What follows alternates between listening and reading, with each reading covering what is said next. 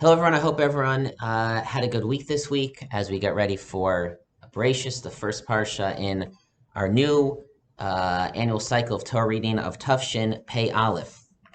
This week's video Dvar Torah is sponsored by Craig and Paula Ostroff and family in appreciation of the very warm welcome they have received from the Shul, the Young Israel of Brookline, and the entire Boston Jewish community. And we thank Craig and Paul and family for the sponsorship, and we certainly welcome you and appreciate already everything that you have contributed to the community. So thank you and welcome again.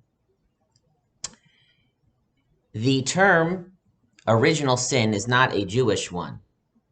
It is originally a Christian one, and even if we will find its use in Jewish sources, again, it's really not a Jewish idea.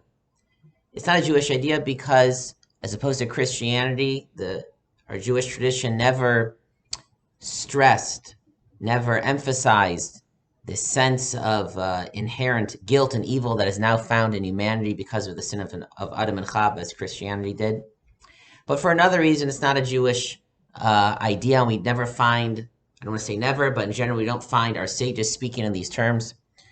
And that is because if you look in the Torah itself, it is clear that there is not one original sin. There are two, a pair of original sins, the sin of Adam and Chava in Gan Eden, and the sin of Cain and Hevel, which is also the first sin in the world outside of Gan Eden. And it is clear from the Psukim how the Psukim use the same phrases, how there are parallels in the ideas and the punishments between the two stories, that these two stories are not separate. They are part of a larger story and they must be read together. And so I'd like to discuss one theme, one idea that reverberates and echoes in different ways through the both stories. And that is the idea of location, of space, and of place. We'll discuss just some of the ways, but it echoes throughout both stories. After Cain kills Hevel, Hashem comes to Cain, and he asks him the famous question, Aye Hevel achicha. Where is Hevel your brother? Not what happened to him, but where is he located? Where is he? Cain responds, Hashomer achia nilchi, am I my brother's keeper? I do not know. I don't know where he is. I don't know where he is located, nor do I particularly care, it sounds like. And this question of location, of place, where can Hevel be found, Chazal used to describe in their imaginations how and why Cain killed his brother Hevel. Pasuk says, "Vayibiyosam basada," and they were in the field. That was the location, a detail which doesn't immediately seem necessary to know. Vayakum Cain el Hevel achiv, and Cain got up in the field and killed him. Vayahargeu. The Medrash explains that Cain and Hevel had divided the world. Echad natal sekarkos, one, Cain took all the land. It wasn't just that he was a farmer that liked planting and farming and harvesting, but Cain was Oved Adama. He worked the land. He laid claim to the land. And Hevel, Natalas Metalton, Hevel claimed for himself animals. He was a shepherd. But all movable objects, all tools, and all clothing that was produced through his animals. Dain Amar Cain said, Arad Da'at Kaim Alei, the Medrash in America, the land upon which you stand is mine, Hevel. Wherever you go, you can go pasture, you can go roam. I own the land. That is my place, my land, my space. V'dain Amar Madat Lavish Didi. And so Hevel said, well, if that's so, I claim all movable objects. The clothes that you are wearing are mine. Dain Amar Chalos, he said, take off the clothes. V'dain Amar Prach, and Cain said, jump, fly. You cannot stand wherever you are. Mitochach, and from this they argue there is a dispute. Vayakam Cain el Hevel achiv vayargeu, and he killed him.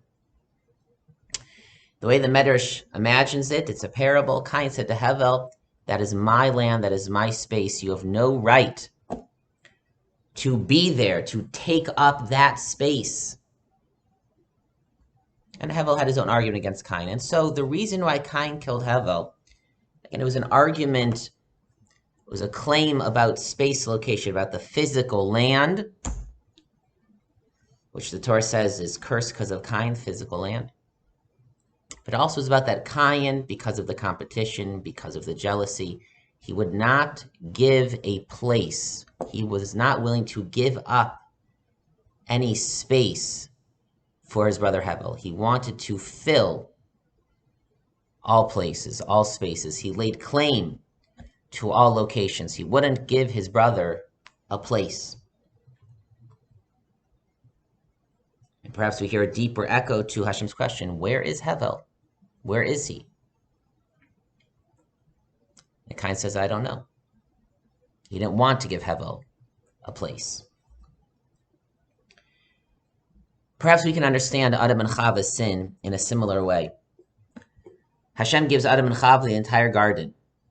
He places them there. It's their land. It's their space. But he says, but there is one tree that you cannot eat from. The Eitz Hadas, the tree of knowledge. But it's not just that it's not kosher. The idea is that that is God's tree. You leave that place, that space, that tree for God. We don't take everything. When Chava is talking to the Nachash says, is it true that you cannot eat from that tree? And she tells the Nachash, yes. Mipriya ate from that tree, lo tochlu mimenu. Hashem says you may not eat, v'lo tigu bo, you may not touch, which was a mistake the sages say. But the idea is that they understood that was God's tree. That was where he, so to speak, was located in the garden. And of course, then the sin of Adam and Chava was they weren't willing to leave God that space. They wanted everything. They wanted the entire garden. After the sin, Hashem appears. He, so to speak, mithalech bagan l'ruach hayom. He comes down and descends and is walking in the garden. Vayitchabeh hadam v'ishto. And so Adam and Chava, they hide. Mipnei Hashem Elokim, in the presence of God, Psocha Eitz Hagan, amongst the trees of the garden. They do not want to be in the presence of God. So God calls them, Vayomer Lo, and he says, Ayeka, where are you? Hashem is saying, maybe you don't want to give me any place in this garden. You want it all for yourselves. And maybe that was because Adam and Chava misunderstood Hashem and God. They thought when God comes, we must hide. We cannot stand in front of him. We cannot take up any space. Hashem says, where are you? I'd like you to be here. I want you to be here. I grant you a place. You must give me a place. And that means withholding yourself and not crossing certain lines. Please give me a place, but I want to give you a place. Come out, appear, be here. Where are you? You have your place. And so both the sins of Adam and Chava who would not give God a place in the garden, they wanted to fill the entire garden. Cain was not willing to give a place to Hevel. He said the entire land is mine. And that way there is a commonality between the two sins, and it's not surprising that both of their punishments, Mida Keneged Mida, are one of banishment and one of exile, of losing their place. If they will not give place to others, then you lose your own place. This parsha is obviously also the parsha of creation. When we think of creation, we think of expansion, of creating something new, of building, of growing, of surging forth, of the Big Bang, the great explosion. And it is, but it is interesting that the Mekubalim, the Kabbalists, described God's act of creation in the exact opposite conceptual way. The term in the tradition of Kabbalah of how God created the world is tzimtzum, which means restriction. God restricted himself. Before creation, he was infinite, filled, so to speak, all space. He was infinite. Infinity allows no room for finitude. 1,000,000 plus 1 is still 1,000,000. And so to speak, to create the world, to allow there to be an existence, separate from him.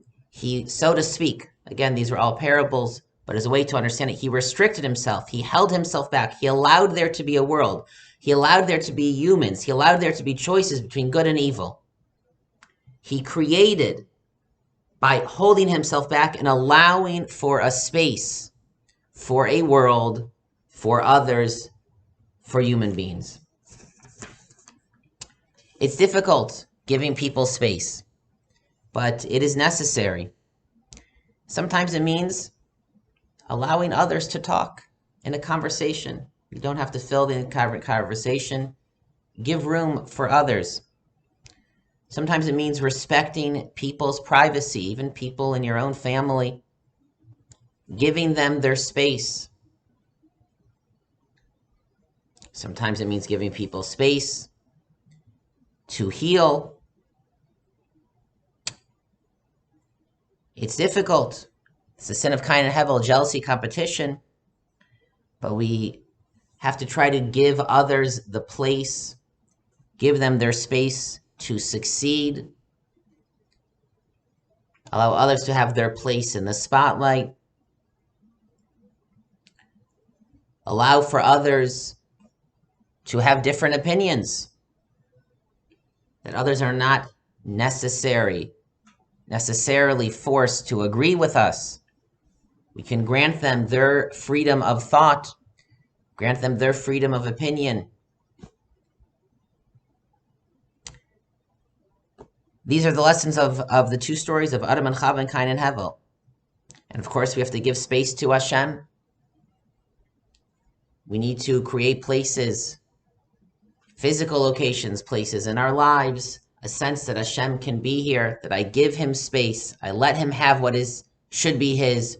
I do not need to fill everything. I do not need to cross every border.